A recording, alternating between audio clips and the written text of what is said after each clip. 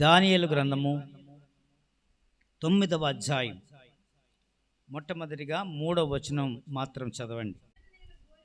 అంతటా నేను గోనె పట్ట కట్టుకొని ధూళి తల మీద వేసుకొని ఉపవాసం ఉండి ప్రార్థన విజ్ఞాపన చేయుటకై ప్రభువకు దేవుని ఎదుట నా మనస్సును నిబ్బరము చేసుకుంటుని. దానియేలు గారు విశిష్టమైనటువంటి వ్యక్తి. ఈ గ్రంథంలోనే తన గురించి చాలా విషయాలు రాయబడ్డాయి. అందులో 23వ వచనం చదివితే, దానియేలు గ్రంథము 9వ అధ్యాయం 23వ వచనం, దానియేలు, నువ్వు బహుప్రియుడవు కనుక నువ్వు విజ్ఞాపన చేయుట ఆరంభించినప్పుడే ఈ సంగతిని నీకు చెప్పమని నా ఆజ్ఞ బయలుదేరను. కావున ఆ సంగతిని తెలుసుకొని నీకు ఏదైతే దర్శనం కలిగిందో ఆ దర్శనము భావం తెలియచేయాలని నేను వచ్చాను అని ఇక్కడ గాబ్రియేలు దూత తనకి ప్రత్యక్షమై ఈ మాట చెప్పింది. నూతన నిబంధన గ్రంథంలో యేసు జననమప్పుడు గాబ్రియేలు దూత గురించి మాట్లాడుకుంటాం కదండి. పాత నిబంధన గ్రంథంలో కూడా గాబ్రియేలు దూత అప్పుడు దానియేలుకు ప్రత్యక్షమైంది. కాబట్టి ఈ దినం ఈ వచనాలన్నిటి గురించి ఒకసారి మాట్లాడుకుంటే మంచిదని అనిపించింది. కాబట్టి శ్రద్ధగా వింటే దానియేలు గురించి ప్రస్తావన చేస్తే, బబులోను దేశంలో చెరపట్టబడినటువంటి బాలురుగా దానియేలు తన ఫ్రెండ్స్ అందరూ కూడా అప్పుడు పడిన వారిలో ఉన్నారు. వీరందరూ కూడా అప్పుడు బబులోను దేశం వీళ్ళని దోచుకొని పోయింది. వాళ్ళని లాక్కెళ్ళిపోయారు, చెరగా తీసుకువెళ్ళిపోయారు. అప్పుడు ఆయన వయసు ఎంత అంటే 15 సంవత్సరాలు. ఎవరిది? దానియేలుది 15 సంవత్సరాల వయసు. 15 సంవత్సరాల వయసులో ఉంటుండగా అతన్ని చెరగొనిపోయారు. అప్పటి నుంచి మనం చదివినటువంటి 9వ అధ్యాయానికి ఆ దర్శనం చూసినప్పుడు, దర్శనం అందులో కనబడుతుంది. ఆ దర్శనం చూసినప్పుడు తన వయసు ఎంతంటే 81 సంవత్సరాలట. బానిసత్వంలో చెరగా కొనిపోయినటువంటి ఆ దేశంలో, బబులోను దేశంలో, పరాయి దేశంలో జీవిస్తూ దేవునికి ఇష్టడుగా ఉన్నవాడు దానియేలు. హల్లెలూయా. ఎక్కడ? చెరగొనిపోయినటువంటి బబులోను దేశంలో. మనం ఈ ఊర్లో కాదు, మన ఊర్లో కాదు, పరాయి దేశంలో. అక్కడ బానిసలుగా కొనుక్కుపోయారు, బానిసలుగా ఎత్తుకుపోయారు. అక్కడ దానియేలు బహుప్రియుడయ్యాడు. అతడు దేవునికి మహిమ కలుగును గాక. అది ఆయన చేసినటువంటి ఆ పనిని బట్టి, ఆయన చేసినటువంటి విజ్ఞాపనను బట్టి, ఆయన చేసిన ప్రార్థనను బట్టి ఆయన ఆ స్థితికి, ఆ స్థాయికి వచ్చాడు అని నమ్మి తీరాలి. అందరూ గమనించండి. దానియేలు గురించి ఈ రోజున కొన్ని మాటలు ప్రస్తావిస్తాను. దానియేలు 15 సంవత్సరాలప్పుడు బబులోను దేశానికి వచ్చాడు. బబులోను దేశానికి వచ్చిన తర్వాత ఆయన అక్కడ రాజుగారికి కల వచ్చింది కదా. కల వస్తే ఆ భావాన్ని ఎవరు చెప్పలేకపోయారు, దానియేలే చెప్పాడు.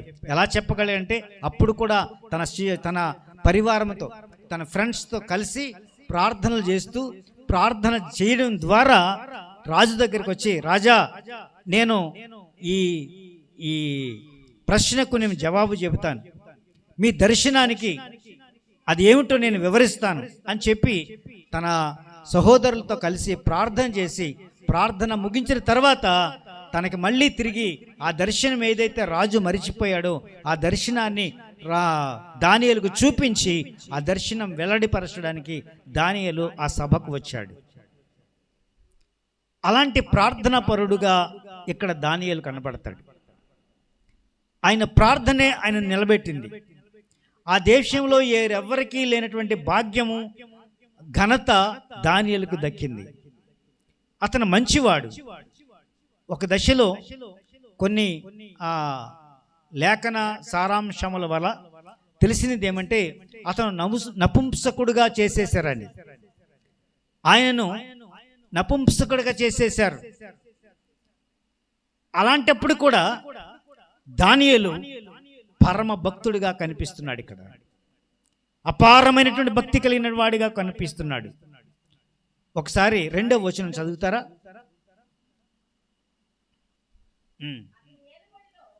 అతను ఏలుబడిలో మొదటి సంవత్సరం మందు దానియేలు అను నేను యెహోవా తన ప్రవక్తయగు యిర్మీయాకు సెలవిచ్చి తెలియజేసినట్లు యెరూషలేము పాడుగా ఉండవలసిన 70 సంవత్సరములు సంపూర్తి అగుచున్నవని ఈ గ్రంథము వల్ల గ్రహించి తిని అని చెబుతున్నాడు. ఇది ఒక పెద్ద దర్శనం. 70 సంవత్సరాల దర్శనం, 70 సంవత్సరముల సంపూర్తి అవుచున్నది. ఈ గ్రంథము వల్ల నేను తెలుసుకున్నాను. అంటే మేము 70 సంవత్సరాలు చెరలో ఉంటాము. ఎప్పుడు వచ్చాడంటే దానియేలు 15 సంవత్సరాలు అప్పుడు వచ్చాడు. ఈ దర్శనం పొందేటప్పటికి ఎన్ని సంవత్సరాలు ఉంటాయి? 15 సంవత్సరాలు అప్పుడు వచ్చాడు. తర్వాత 81 సంవత్సరాలు ఇప్పుడు కనబడ్డాడు. అంటే 81లో 15 తీసేయండి, ఎన్ని సంవత్సరాలు? 66 సంవత్సరాలు. అంటే ఇక్కడ ఎన్నాళ్ళు చెరలో ఉంటామని గ్రహించాడు? 70 సంవత్సరాలు ఉంటాం. అప్పటికి 66 సంవత్సరాలు అయిపోయింది. ఇంకా ఎన్ని సంవత్సరాలు విడుదల? 4 సంవత్సరాలకు మాకు విడుదల అనే విషయాన్ని దానియేలు గొప్పగా గమనించి చెబుతున్నాడు. దేవునికి మహిమ కలుగునుగాక. అతని ప్రార్థన విజ్ఞాపన ద్వారా దేవుడు తనకు దర్శనమిచ్చి తన విడుదల ఎప్పుడో దేవుడు తెలియజేశాడు. మీరు 70 సంవత్సరాలు అక్కడ బానిసలుగా ఉంటారు.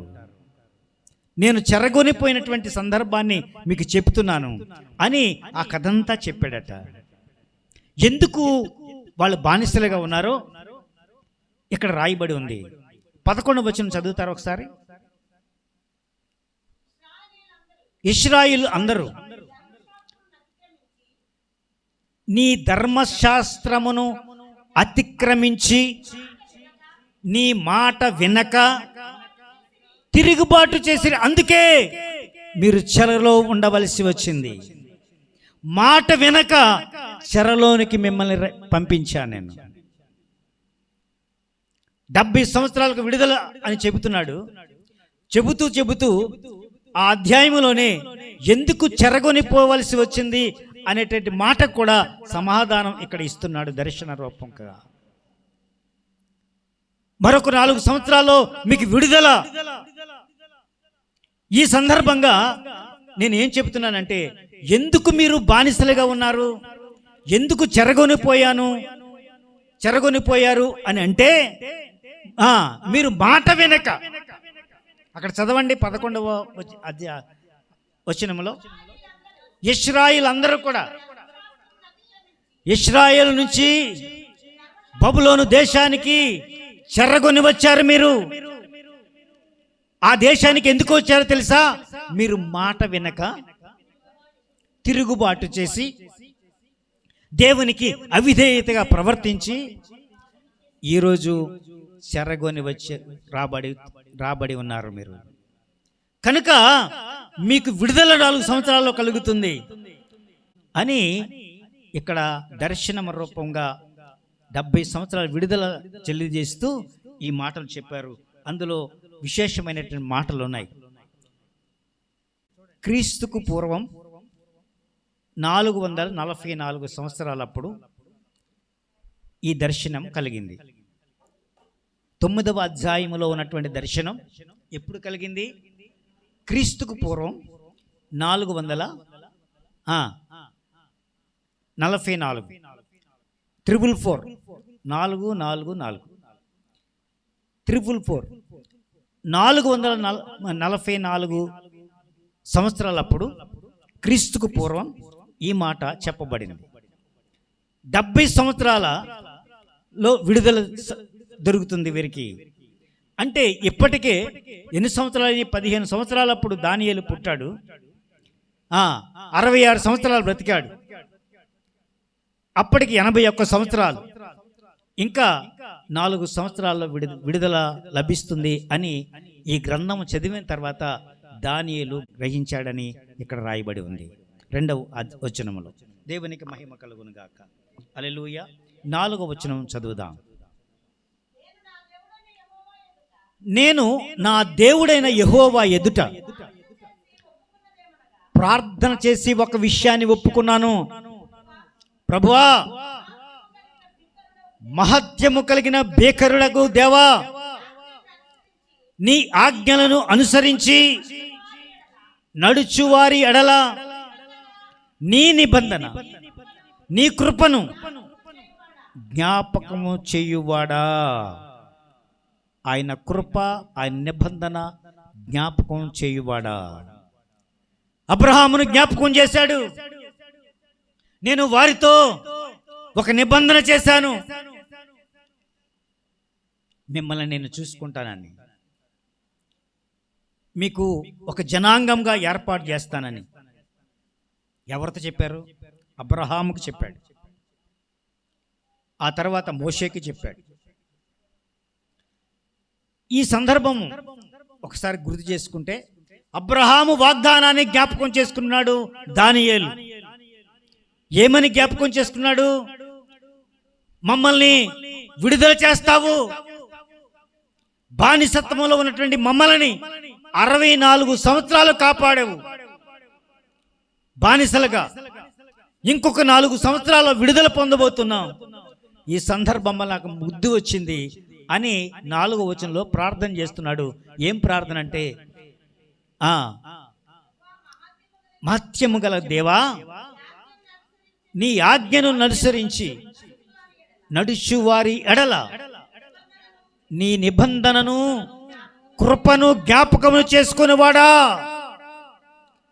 నువ్వు వారి పట్ల జ్ఞాపకం చేసుకుంటావని మాకు అర్థమైంది. ఆ జ్ఞాపకం చేసుకుంటే ఖచ్చితంగా మాకు విడుదల లభిస్తుందని మాకు తెలిసింది అని దానియేలు భక్తుడు ఈ ప్రార్థనలో ఆ మాటలు వెలువరించాడు. 3వ వచనం ఒకసారి చదువుతారా?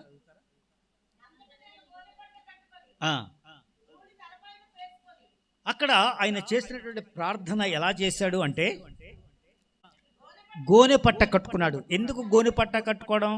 మంచి బట్టలు వేసుకోవచ్చు కదా. ఆలోచించండి. గోనె పట్ట కట్టుకోవడం అంటే తనకు తానుగా తగ్గించుకొని అంతా వదిలేశాం, ఈ లోకములో మాకు ఏమీ వద్దు అని తీర్మానం చేసుకొని, మంచి బట్టలు కాకుండా గోనె పట్ట కట్టుకొని, తల మీద బూడిద పోసుకొని, ఉపవాసం ఉండి ప్రార్థన విజ్ఞాపనలు చేయుటకై ప్రభువుకు దేవుని ఎదుట నా మనస్సును ఆ క్షణములో నిబ్బరపరుచుకున్నాను. దానియేలు భక్తుడు నిబ్బరపరుచుకొని మాట్లాడుతున్నాడు. అతను చేసినటువంటి పని ఏంటంటే, వినయ విధేయతలతో దేవుని సన్నిధిలో కూర్చున్నాడు ప్రార్థనకు. మనం ఇక్కడ ఎందుకు కూర్చున్నాము ఈ రాత్రి మనకు అర్థం కావాలి. మనం ఎందుకు కూర్చున్నాము ఈ రాత్రి వేళ? మనకేం పని లేదా? వినయ విధేయతలతో ఇక్కడ కూర్చుంటే దేవుని కనికరము పొందుకుంటామని, వినయ విధేయతలతో దేవుని వేడుకుంటే ఆయన మనకి సర్వము కలగజేస్తాడని, మనకున్న బాధలు పోతాయని, మనకున్న కష్టాలు తీరిపోతాయని దేవుని సన్నిధిలో మన నిత్యము ప్రార్థన ధూపం వేస్తే ఆ దేవుడు ఎప్పుడైనా కనికరించకపోతాడా అని ఈ ప్రార్థనలో కూర్చున్నాం. ఆ రోజున గోనె పట్ట కట్టుకున్నాడు, తలకు బూడిద పోసుకున్నాడు, ఉపవాసం ఉన్నాడు, ప్రార్థన విజ్ఞాపనలు చేయడం ప్రారంభించాడు. ఈ రోజున కూడా మనం ప్రార్థన విజ్ఞాపనలు చేయబోతున్నాం. విజ్ఞాపన ప్రార్థన చేసినప్పుడు ఏం జరిగింది? ఒక దర్శనం వచ్చింది. తనకి విడుదల చేసేటువంటి 70 సంవత్సరాలు తీరిపోతుంది, ఇంకొక 4 సంవత్సరాల్లో మాకు విడుదల లభిస్తుంది, మా జీవితాలు సరిచేయబడతాయి, ఆశీర్వాదకరంగా ఉండబోతున్నాయి అని దానియేలు భక్తులు గ్రహించాడు. ఆ దినాన దేవునికి మహిమ కలుగును గాక. ఈరోజు ఈ ప్రార్థన విజ్ఞాపన ద్వారా నువ్వు దర్శనం పొందుకుంటావు. ఆ దర్శనములో నీ విడుదల ఎప్పుడో తెలియజేయబడుతుంది. మీరు చేసే ప్రతి ప్రార్థనకు ఆయన చెవియొగ్గి ఆలకిస్తాడు. దానిలో మీకు విడుదల ఎప్పుడు లభిస్తుంది? ఎప్పుడు మనం ఈ బానిసత్వం నుంచి విడుదల పొందుతాం? మనకున్నటువంటి ఈ స్థితి నుంచి ఎప్పుడు బయటపడతాం? మనకు విడుదల లేదా? బాగుపడే రోజులు లేవా అనే మాటకు మీ ప్రార్థన జవాబు చెబుతుంది. దేవునికి మహిమ కలుగును గాక. హల్లెలూయా. ఈ ప్రార్థన మీకు బలము చేకూరుస్తుంది. తప్పకుండా మీరు కోరినటువంటి ఈ ప్రార్థన విజ్ఞాపనలు ఏదైతే చేశారో దానికి విడుదల లభించబోతుంది. ఈ దర్శనాల ద్వారా 70 సంవత్సరాల్లో మీకు విడుదల అంటున్నాడు. అప్పుడే 66 సంవత్సరాలు గడిచిపోయాయి, ఇంకా 4 సంవత్సరాలు విడుదల లభిస్తుంది వీరికి. ప్రార్థనలో ఉన్నటువంటి గొప్పతనం అది. ఎప్పుడు తనకి బానిసత్వం నుంచి విడుదల అనేటువంటి ఆ భాగ్యం కొరకు ఎదురు చూస్తున్నారు. అప్పుడు దర్శనమిచ్చి ఆ దేవాది దేవుడు తెలియజేశాడు. 2వ దినవృత్తాంతముల గ్రంథము 7వ అధ్యాయము 14వ వచనం. 7వ అధ్యాయము 14వ వచనం. నా పేరు పెట్టబడిన నా జనులు తమ్ము తాము తగ్గించుకొని ప్రార్థన చేసి నన్ను వెదకి తమ చెడు మార్గము ఎప్పుడు విడుస్తారో నేను ఆకాశము నుండి నేను వారి ప్రార్థన ఆలకించి వారి పాపమును క్షమించి వారి దేశమును స్వస్థపరుస్తాను. చప్పట్లు కొట్టండి ఒకసారి. స్వస్థపరచువాడా నీకు స్తోత్రాలు. ఈ రోజున నీ ప్రార్థన ఆలకించి ఈ దేశాన్ని స్వస్థపరుస్తానంటున్నాడు. యాకోబు పత్రిక చూడండి, 4వ అధ్యాయం 10వ వచనం చదవండి. యాకోబు పత్రిక 4వ అధ్యాయము 10వ వచనం చూడండి అమ్మ, త్వరగా. ప్రభు దృష్టికి మిమ్మల్ని మీరు తగ్గించుకునుడి, అప్పుడు ఆయన మిమ్మల్ని హెచ్చిస్తాడు. చప్పట్లు కొట్టండి ఒకసారి. ఏమంటున్నాడు? మిమ్మల్ని మీరు తగ్గించుకుంటే మీరు హెచ్చించబడతారు. ఆ రోజున దానియేలు చేసినటువంటిది అదే పని. గోనె పట్ట కట్టుకున్నాడు, బూడిద తలమేసి పోసుకున్నాడు, ఇంకా ఉపవాసం ఉన్నాడు, తనను తాను తగ్గించుకున్నాడు, ప్రార్థన విజ్ఞాపన చేశాడు. అప్పుడు తనకు దర్శనం కలిగింది. దేవునికి మహిమ కలుగును కాక. దర్శనం కలగడమే కాదు, దేవదూత దిగొచ్చింది. నువ్వు ప్రార్థన ఏనాడో ప్రారంభించావు, కానీ అప్పుడు నీ దగ్గర రాలేకపోయాను. ప్రార్థన చేయడం నువ్వు ప్రారంభించినప్పుడే నీ దగ్గరికి వెళ్ళాలని నాకు ఆజ్ఞ బయలుదేరింది ఆ రోజున. కానీ అక్కడి నుంచి ఇక్కడికి వచ్చేటప్పుడు కొన్ని దినాలు అయిపోయింది. దానియేలు ప్రార్థన దేవుడు వినలేదా అంటే దేవుడు అప్పుడే ఆజ్ఞాపించాడు. కానీ గాబ్రియేలుకు సాతాను సంబంధులైన దూతలు తనకు అడ్డుపడి ఆకాశములో దానియేలును కలవకుండా వాడు యుద్ధం ప్రారంభించాడు. సాతాను శక్తులు గాబ్రియేలు మీద మూకుమ్మడిగా దాడి చేశాయి.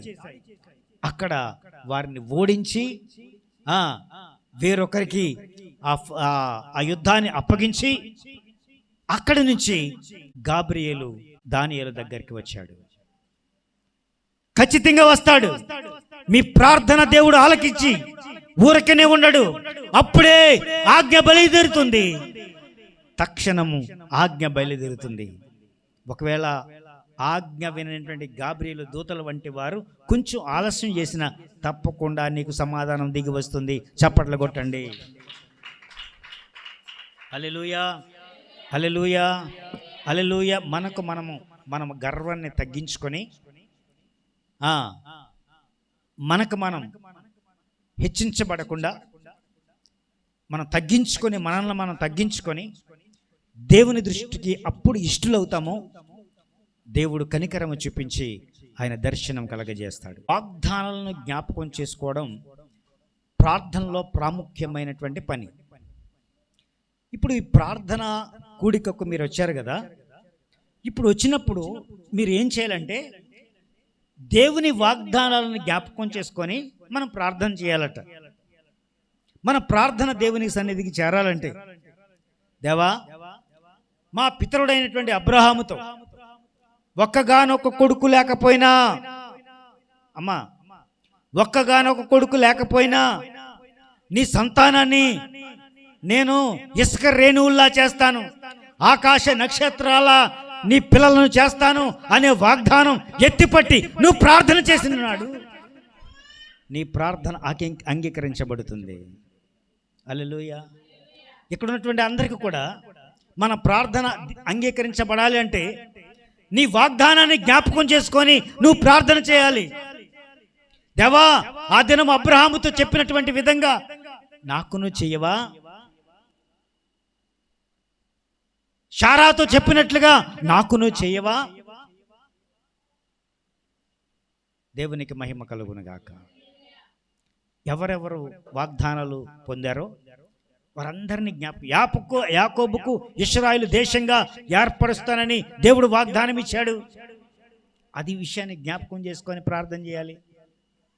నీ గొప్ప కనికరమును బట్టి మేము నిన్ను ప్రార్థించుచున్నాము. ప్రార్థించడానికి ఒక ప్రాముఖ్యమైన అంశం ఏంటంటే ఆయన గొప్ప కనికరము గలవాడు. దేవా, నువ్వు కనికరము గలవాడవయ్యా, నా ప్రార్థన ఆలకించు. ఇప్పుడు మీరు చేయబోయే ప్రార్థన ఏమై ఉండాలంటే, ఆ విధంగా చేసిన నాడు నీ ప్రార్థన అంగీకరించబడుతుంది. నిన్ను నువ్వు తగ్గించుకొని ఆయన నామాన్ని హెచ్చించి ఆయన వాగ్దానాలను జ్ఞాపకం చేసుకొని ప్రార్థించిన నాడు నీ ప్రార్థన దేవుడు అంగీకరిస్తాడు. నీ ప్రార్థన దేవుని సన్నిధికి చేరుతుంది. చప్పట్లు కొట్టండి ఒకసారి. 20వ వచనం చదవండి. 20వ వచనం. నేనింకను పలుకుచు ప్రార్థన చేయుచు నా దేవుడైన యెహోవా ఎదుట, అండర్లైన్ చేసుకోండి, నా పాపమును, నా జనముల యొక్క పాపమును నేను ఒప్పుకుంటున్నాను.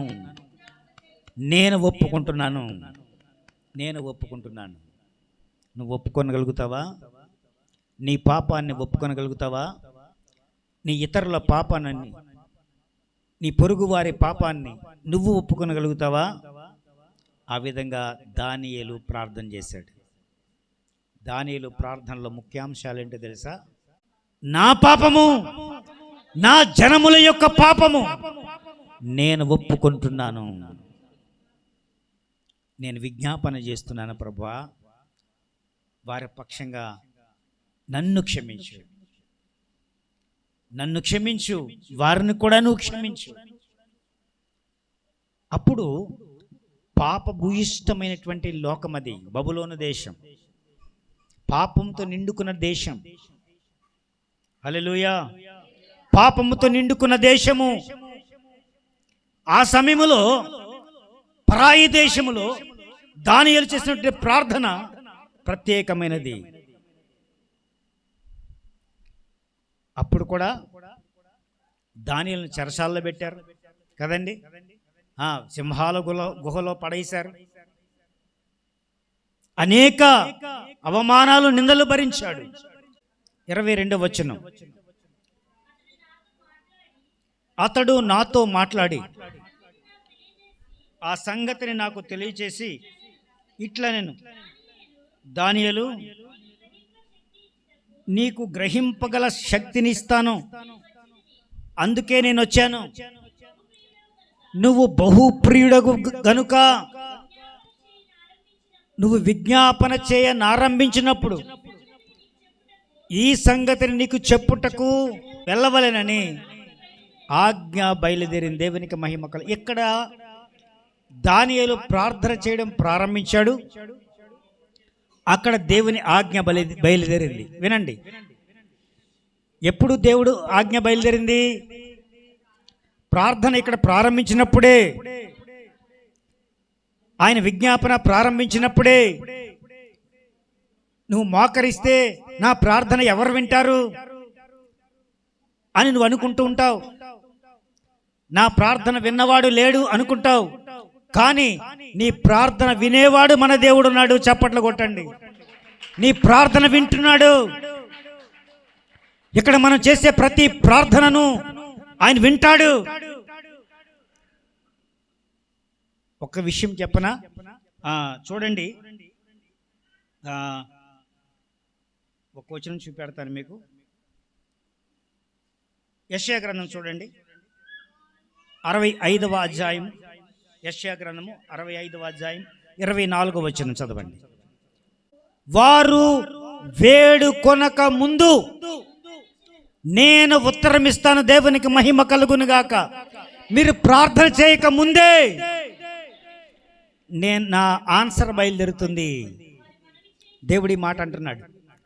మీరు వేడుకొనక ముందే, ఇంకా ఆ మాట నీ పెదవులకు ముందు రాకముందే. అర్థమైందా మీకు ఫ్లారెన్స్ గారు? మీ ఆలోచనలకు ఆ మాట అందకముందే ఆయన వింటున్నాడు. ఆయన దానికి సమాధానం దయచేస్తున్నాడు, ఆజ్ఞాపిస్తున్నాడు.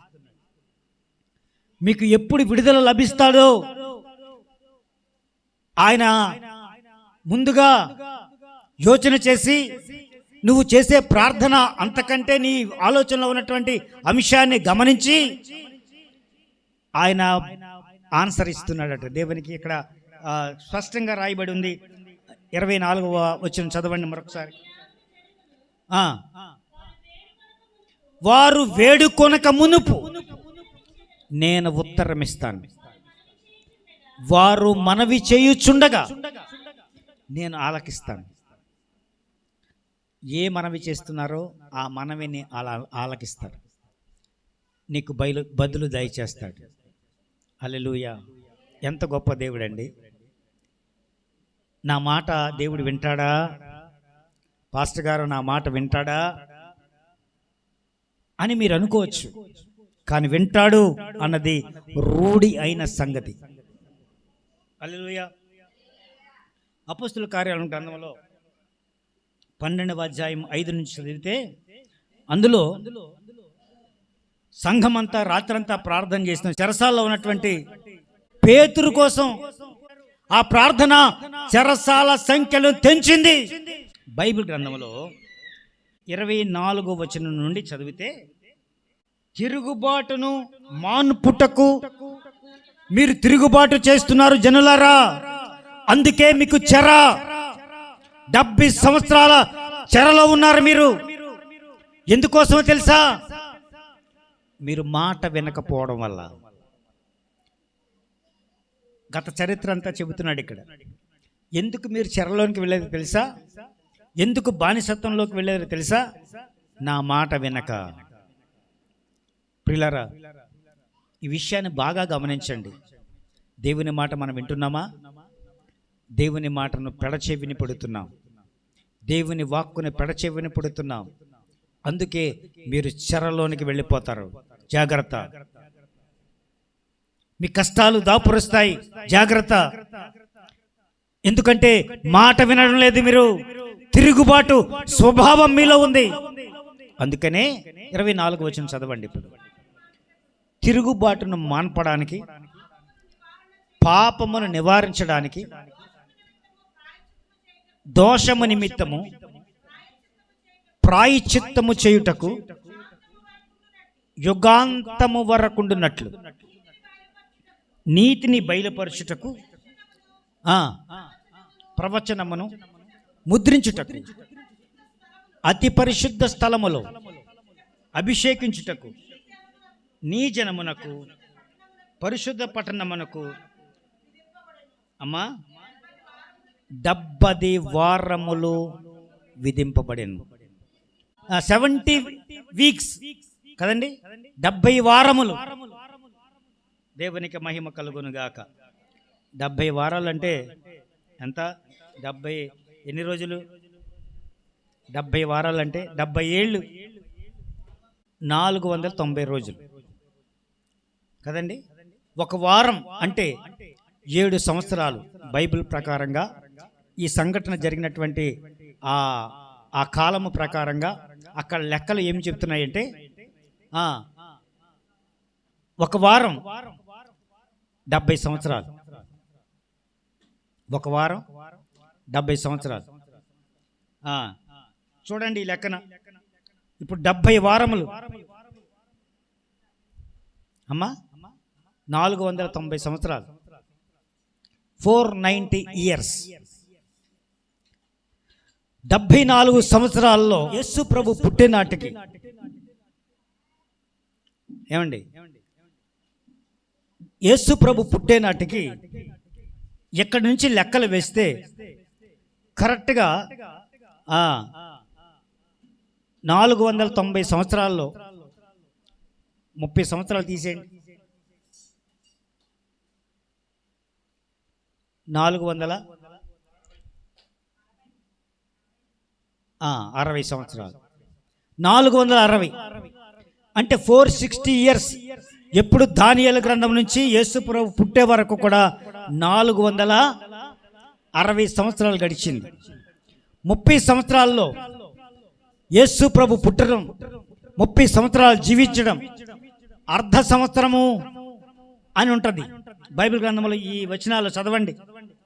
అధిపతి వచ్చే వరకు 7 వారములు పట్టునని స్పష్టముగా గ్రహించుము.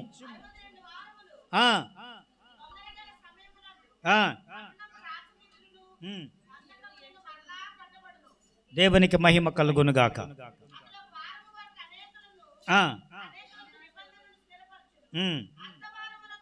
అర్ధవారమునకు అంటే అర్ధవారం అంటే 3.5 సంవత్సరాలట. ఆ 3.5 సంవత్సరాలు యేసు ప్రభు వారు సేవ చేశారు. 30 సంవత్సరాలు అందులో కలిపితే 490 సంవత్సరాలు అయింది.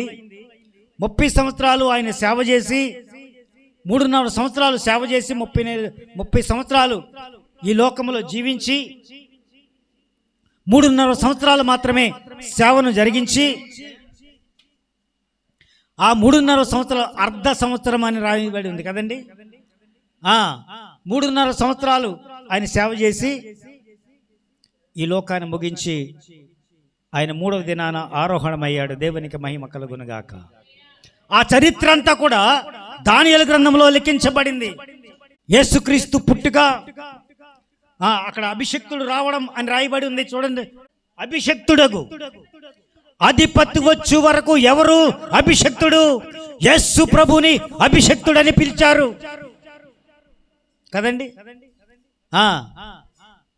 ఆయనకి ఏం పేరు? అభిషక్తుడని పేరు ఉన్నది యేసు ప్రభుకే.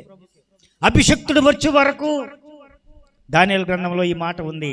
ఎప్పుడు ఆయన ప్రార్థన చేసిన నాడు ఆయనకు వెలువరించినటువంటి ఆ దర్శనం ఏదైతే ఉందో ఆ దర్శనంలో ఇవన్నీ ఉన్నాయి. ఒక్కరోజు ప్రార్థన ఆయనకు 490 సంవత్సరాలకు సంబంధించి ఒక దర్శనం ఆయన చూశాడు. ఆ దర్శనంలోనే యేసు ప్రభు పుట్టడం, యేసు ప్రభు మరణించడం, యేసు ప్రభు తిరిగి లేవడం, ఆ తర్వాత అంత్య దినాలు రావడం, అంత్య దినాలు ఏం జరుగుతుందో చెప్పడం, ఇవన్నీ కూడా 27వ వచనం వరకు ఉంటుంది. తర్వాత మీరు వెళ్ళి చదవండి. ఈ రాత్రి మనం సందర్భానుసారంగా మనం చెప్పుకునే మాట ఏంటంటే, ప్రార్థన మీరు చేస్తే ఆ ప్రార్థన ఆయన వింటాడు అన్నది సత్యం. మీ ప్రార్థనకు ఆయన ఆజ్ఞ ఇస్తాడు. మీరు ఏమి ప్రార్థన చేస్తాడో లెక్కలోనికి వస్తుంది. ఇప్పుడు ప్రార్థన ఏ పని జరగట్లేదు అని అనుకుంటున్నావేమో, నువ్వు చేసే ప్రతి ప్రార్థన ఆయన వింటాడు. వెంటనే దానియేలుకు గాబ్రియేలు దూతను పంపించినట్లుగా నువ్వు చేసినట్టు ప్రార్థనకు కూడా ఆయన దూతను పంపించి నీ అవసరతను తీరుస్తాడు. దేవుడి మాటను దీవించి ఆశీర్వదించునుగాక.